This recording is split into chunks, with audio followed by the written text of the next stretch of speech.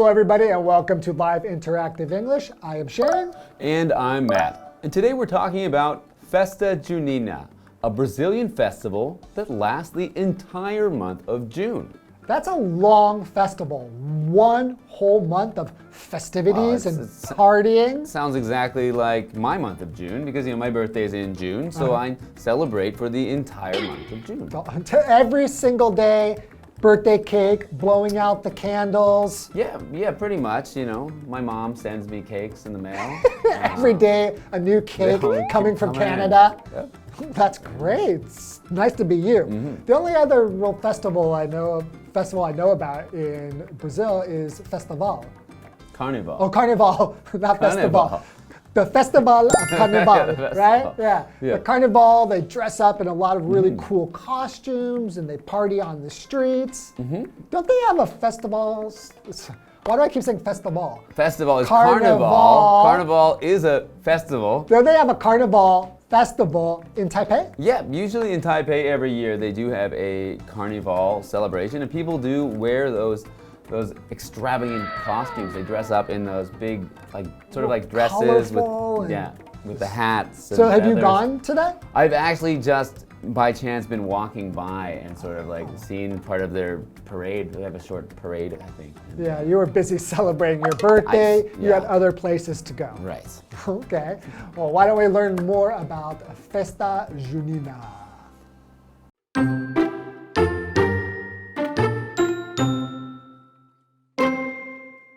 Most people have heard of Brazil's largest festival of Carnival, which happens in February each year.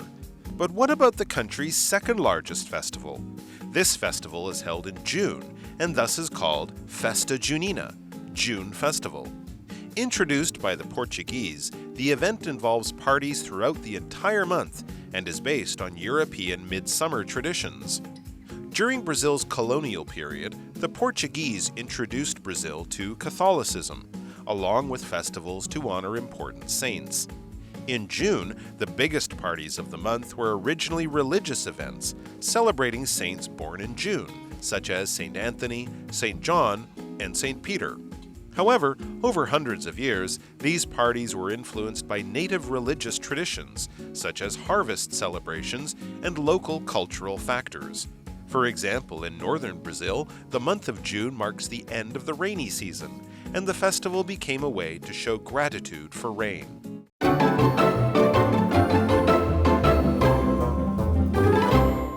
Okay, part 1 of Festa Junina, a Brazilian festival that lasts the entire month of June. Of June? June. Okay, of June. Junina in June. June. Okay? Most people have heard of Brazil's largest festival of Carnival, which happens in February each year. But what about the country's second largest festival? Ooh, I'm guessing that's probably Festa Junina. I would guess it must be Festa Junina. What about it? So this festival is held in June and thus is called Festa Junina, June Festival. Okay. Right? Introduced by the Portuguese, the event involves parties throughout the entire month and is based on European midsummer traditions. Okay, midsummer traditions. I know there's some famous festivals in Europe where they celebrate the midsummer, the middle of summer, and I know the most famous ones are from Scandinavia, like Sweden. Right. Where they dance around a pole. Yeah. And that's how they celebrate the midsummer. That sounds fun. Pole dancing. Yeah. Great. Okay, continuing. During Brazil's colonial period, the Portuguese introduced Brazil to Catholicism, along with festivals to honor important saints. All right, so Catholicism is religion where you are Catholic, which is a kind of Christianity, right? The Pope in Rome, who's the leader of that religion. Right, and so it's honoring important saints. So saints are just ordinary people who are considered to be very holy. Okay? In June, the biggest parties of the month were originally religious events celebrating saints born in June. Like me, yeah, just like me. Oh. Very, I'm pretty holy. Yes, Saint Matthew. Okay. So, such as Saint Anthony, Saint John, and Saint Peter. And Saint This guy, Matt. this saint. However, over hundreds of years, these parties were influenced by native religious traditions, such as harvest celebrations and local cultural factors. Okay, so it sounds to me like they're going to get more fun. Yeah, I guess so. Right? And harvest, there's going to be food, there's going to be drink, and part of the cultures of dancing and things like that. So we have harvest vocabulary word here, which is a noun, which is the time of year when the crops are gathered on a farm. So you gather them all up, and that's called your harvest. Right? For example, last year, the harvest lasted about 6 weeks.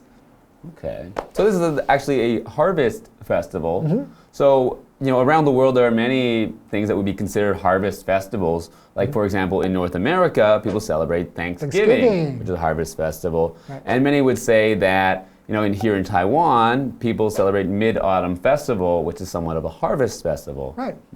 It's all about eating delicious food. That's right.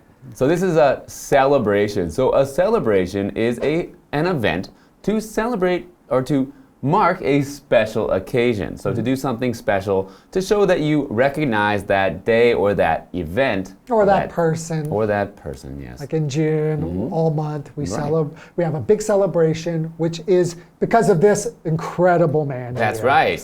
And big part of that, eating cake is a major part of many celebrations. Every single day. Every day. Fresh package from mom. That's right. Okay. For example, in northern Brazil, the month of June marks the end of the rainy season. Oh, okay. And the festival became a way to show gratitude for rain. All right, we got the Amazon forest there, lots of rainfall. So they're actually showing that they're happy for the rain. But I was thinking it's because it's the end of the rainy season, so you're celebrating that it's stopping because I don't like the rain. I think that's more of a modern way of looking at the rain. Oh yeah, I guess. Right? But back in the day, rain is what gives you your harvest, really. You're not going to harvest much if there's no rain. So you need to have gratitude. So gratitude is the feeling of being grateful, which is another way of saying thankful, and wanting to express your thanks. Right? So for example, you could say, Tom expressed his gratitude for our hard work. Okay. So they're very thankful for the rain, and I am the opposite. I'm never thankful for the rain. See, I come from a dry climate, I was saying before, Los Angeles, which is essentially a desert. So it rarely, there's even a song called It Never Rains in Southern California, which is where Los Angeles is. So even while I'm living in Taiwan during the rainy season, my wife is just like, oh my God, it's still raining. And I'm happy. Oh. I still like it, although not as much as when I first came. So I think after a few more years, I will hate the rain. Yes, well, I grew up in a rainy place, and I moved to a rainy place, so I can't get away from it. It's raining all the time. No escaping the water falling from the sky. All right. So anyway, we've learned some things about Festa Junina, and we'll learn more after the break. Sounds good.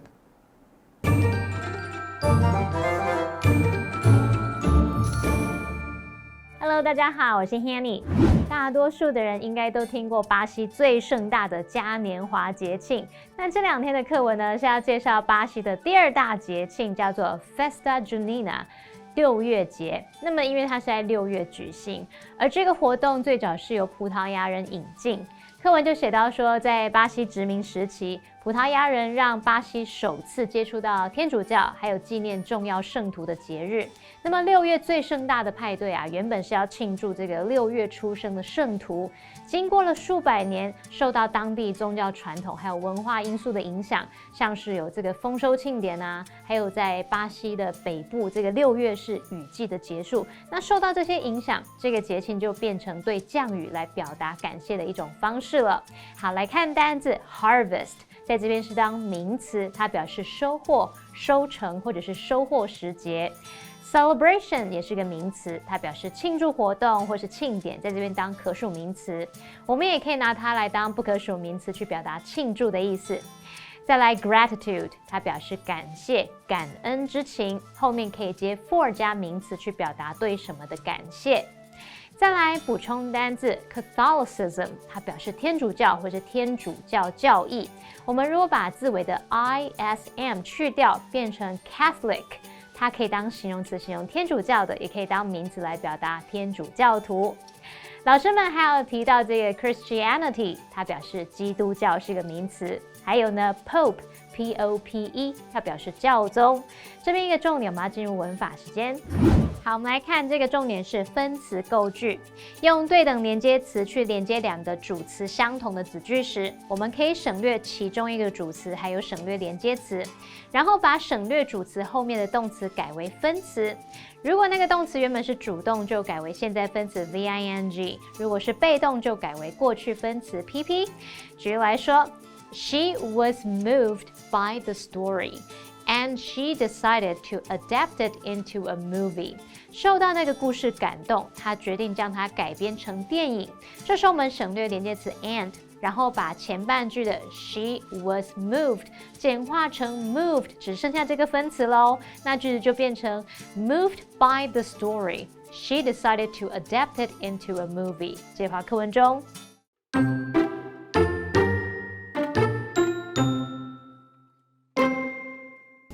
Festa Junina is a great time to enjoy parties. People build enormous bonfires at gatherings all over Brazil, but this practice is especially popular in the south, where the weather is cooler. That said, anyone visiting Brazil in June should be aware that the most authentic Junina celebrations are held in small towns in the countryside.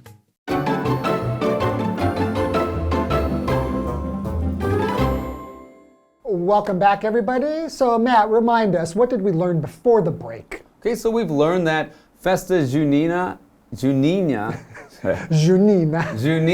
is Brazil's second largest festival after the most famous Carnival. Right. And that it's a harvest festival. Yeah, that's interesting. Yep, and they celebrate for the whole month of June, and they also use it to celebrate the end of the rainy season in northern Brazil. Right. And that a lot of the traditions come from Catholicism that was brought to Brazil by the Portuguese. Woohoo! I think. You've got a really good memory. I like it. Okay, let's continue to learn. Festa Junina is a great time to enjoy parties. Yeah. People build enormous bonfires at gatherings all over Brazil, but this practice is especially popular in the south, where the weather is cooler. Okay. Okay, that makes sense because a bonfire is just a really big outdoor fire, right? Well, I think, and also, so in June here in Brazil, it would be just about in the winter, actually, because they're in the southern hemisphere. Oh yeah, right. So, right, so you need the bonfire to keep warm if you're in the south. If you're in the south. Right. Ah, yeah, it makes sense. So we have a word enormous. We talk about enormous bonfires. So the word enormous just means very, very big. Right? So for example, you can say the queen lives in an enormous castle on a remote island. And we have a lot of words that are very similar. Enormous, Gigantic, huge. Yeah. Whoa, we got the same ones. That said, anyone visiting Brazil in June should be aware that the most authentic Junina celebrations are held in small towns in the countryside. Good job on Junina. Yes. I know, you're getting it. I used to have a Brazilian girlfriend, so I learned a little bit of Portuguese. Got an advantage here. I didn't learn any Portuguese. So your Portuguese is not as authentic as mine. That's right. What does authentic mean? So authentic means true or real, or maybe most like the original. So in this case, we're talking about the most authentic celebrations are held in small towns, meaning they're probably the most traditional, the most like the original celebration. Right. So for example, my grandfather makes authentic Italian pizza. Okay, so it's not like Pizza Hut pizza. No, so you would definitely not say that Pizza Hut or Domino's are authentic pizza. I mean, here in Taiwan, I've seen them putting bubble tea on pizza or putting like stinky tofu. Yeah. Or like 1,000-year eggs. Yeah. Have you tried any of those? Crazy things. Yeah, actually, they're usually surprisingly good. Okay. But they're still weird. No, but I wouldn't. Certainly not authentic. Right. But there's some good non-authentic pizzas like Hawaiian pizza. That's okay. Not authentic. Talking about the toppings on the pizzas. Yeah, something like pineapple is not going to be an authentic pizza topping. That's right. Yeah, but I'm actually a big fan of authentic Italian pizzas. Well, I think that what I find when traveling is sometimes the most authentic things that you can find are in the smaller towns, just like this festival is the most authentic version of the festival is in the small towns. So sometimes you have to go out of your way when traveling to get a more authentic experience. Right, like just being in Taipei, some of the foods that you eat originally maybe come from the South. So if you go to the South, you'll get a more authentic experience. Yes. You can taste it in its real form, the original form. All right, well, that's been very interesting to learn about this festival. I think we're going to learn more about it next time. Awesome. See you next time.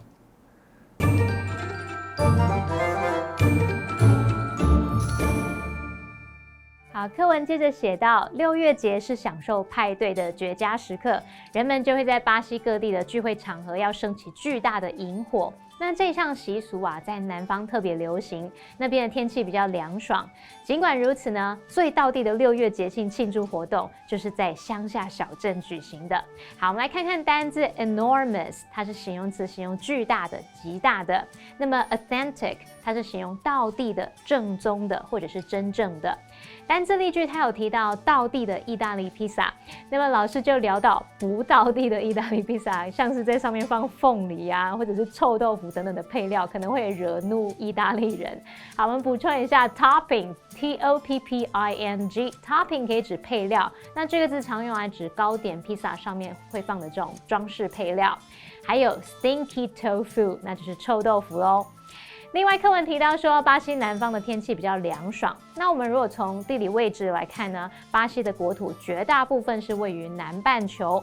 Matt 老师说的 Southern Hemisphere 就是指南半球。那我们拼一下这个字是 H-E-M-I-S-P-H-E-R-E，Hemisphere 可以指地球的半球。好，这边一个重点，我们进入文法时间。好，我们来看这个重点是 that said， 表示尽管如此，话说回来，那它是由分词构句 that being said 简化而来的，已经成为了惯用语，可以作为前后句子对照的转折语。举例来说 ，Planning a trip can be stressful. That said, I enjoy the process.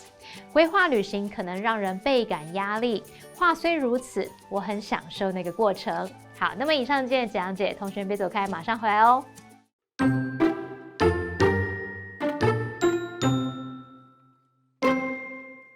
Most people have heard of Brazil's largest festival of Carnival, which happens in February each year. But what about the country's second largest festival? This festival is held in June, and thus is called Festa Junina, June Festival. Introduced by the Portuguese, the event involves parties throughout the entire month and is based on European midsummer traditions.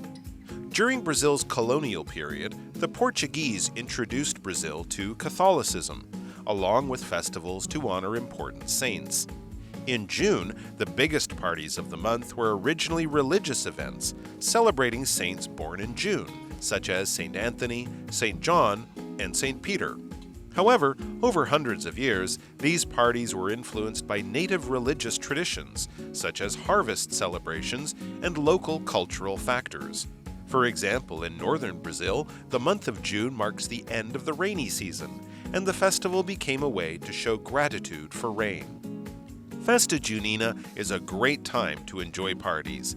People build enormous bonfires at gatherings all over Brazil, but this practice is especially popular in the south, where the weather is cooler. That said, anyone visiting Brazil in June should be aware that the most authentic Junina celebrations are held in small towns in the countryside.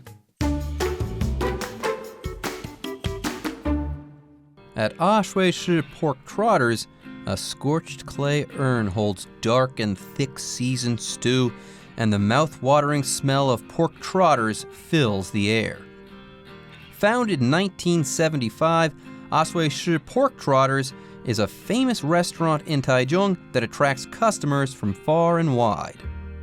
The restaurant uses a traditional cooking technique that involves blanching the pork trotters, freezing them, and then defrosting them under running water. The trotters are then neatly arranged in a pressure cooker together with a secret special sauce, red sugarcane juice, rice wine, soy sauce, garlic, and sugarcane. The pork trotters are braised for 4 hours, during which they absorb all the flavor from the sauce and turn extremely tender. Afterward, the pork trotters are stewed for 12 hours and braised again on low heat in a master stock pot, where half the stew is used and the other half fresh. This process makes the pork trotters more gelatinous and seals the juices in the meat. While the pork trotters are being braised for the second time, the oil and foam that forms on top of the stew must constantly be removed to prevent the pork trotters from tasting too oily or rich. After all of this hard work, the delicious pork trotters, which are now gleaming with stew and collagen, are ready for the table. By this point, the meat can be easily peeled from the bone. When you bite into the meat, the delicious flavors instantly fill your mouth. Based on your preferences, you can choose to have the upper portion or the lower portion of the trotter. Trotters are perfect in a meal box or with thin noodles.